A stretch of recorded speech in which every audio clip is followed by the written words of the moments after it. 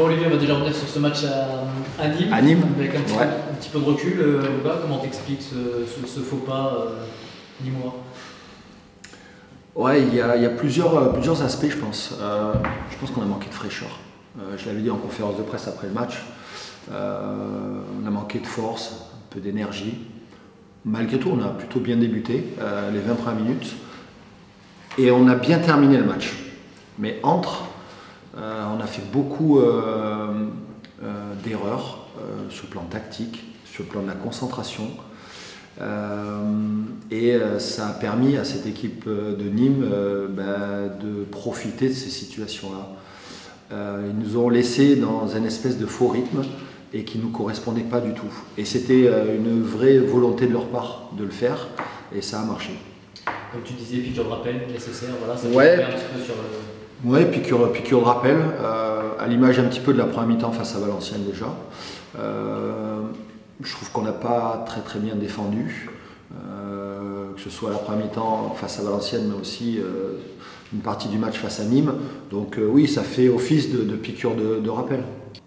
Dernier match avant la trêve internationale, on en a déjà parlé, c'est un petit peu la fin d'un bloc, Ouais. on a entamé un dernier.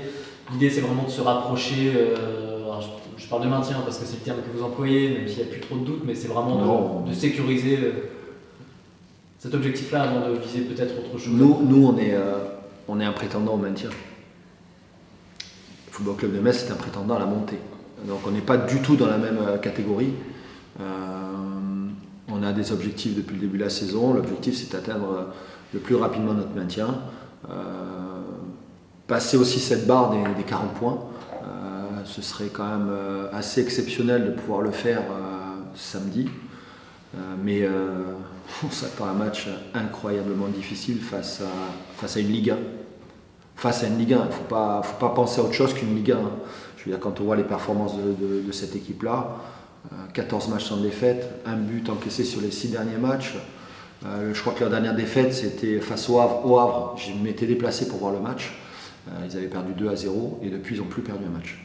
Donc, pour montrer qu'en termes de statistiques, ça va être du lourd, du très lourd. Ils ont une force offensive. Ils sont très bons dans tous les domaines, que ce soit technique, que ce soit tactique, mais surtout sur le plan athlétique. On parle souvent de nous en disant on a la meilleure équipe, une des meilleures équipes athlétiques de ce championnat. Ben là, je ne suis pas complètement d'accord. On fait partie peut-être, mais quand on a joué déjà le match aller et de ce qu'ils montrent au quotidien lors des différents matchs de championnat, c'est certainement l'équipe peut-être qui peut nous dépasser, qui nous dépasse. Et après, c'est une équipe qui engage beaucoup de joueurs offensifs qui n'hésitent pas à envoyer du monde devant sur ces phases offensives. Est-ce que ça ne peut pas vous correspondre?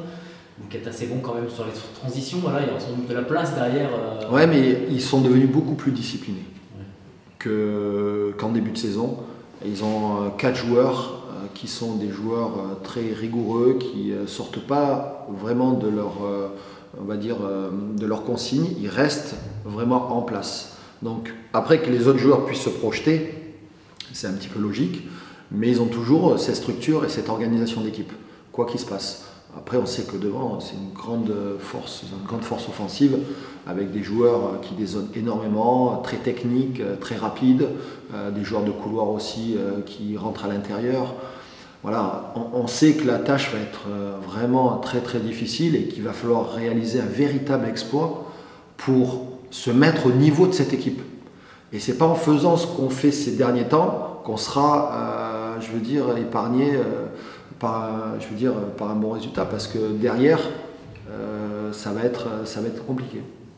Pas d'absent, enfin hormis point d'interrogation sur Balthazar, Samuel. Non, on a le retour de Najib, donc ça c'est plutôt une bonne nouvelle. Après, sur le reste, non, on retrouve un petit peu de fraîcheur, un petit peu d'allant aussi, et puis dans ces moments où on est peut-être un petit peu moins bien, aussi faire en sorte de s'appuyer sur notre public, qui puisse venir en nombre. Je pense qu'il va y avoir de très belles affiches, à commencer par celle de samedi, mais on aura la réception pour le derby de Caen, on aura la réception de Dijon, et un peu plus tard il y aura Bordeaux aussi, donc de magnifiques affiches, et moi j'aimerais bien qu'on puisse remplir le stade, que nos supporters, que notre public puisse venir encourager l'équipe, parce que ça pourrait faire vraiment peut-être une très belle fin de saison. Un petit mot pour terminer justement sur Metz. Enfin, on revient à Metz. L'idée aussi, c'est d'étendre peut-être votre série d'invincibilité à Diochon. Ça fait 6 matchs sans défaite. C'est important de conserver ce genre de série-là pour la confiance, pour la dynamique. Oui, bien sûr, déjà pour nous, parce que nous, ça nous fait gagner des points, tout simplement. Et même pour les supporters, je pense que ça leur fait plaisir que venir à Diochon, c'est pas facile. Et on voit que match après match, il y a de plus en plus de monde qui vient. Même les ultras de QRM, on voit qu'ils sont un peu plus nombreux, donc ça fait plaisir de jouer devant un peu plus de public, quoi. Bon, j'ai une petite question à te poser.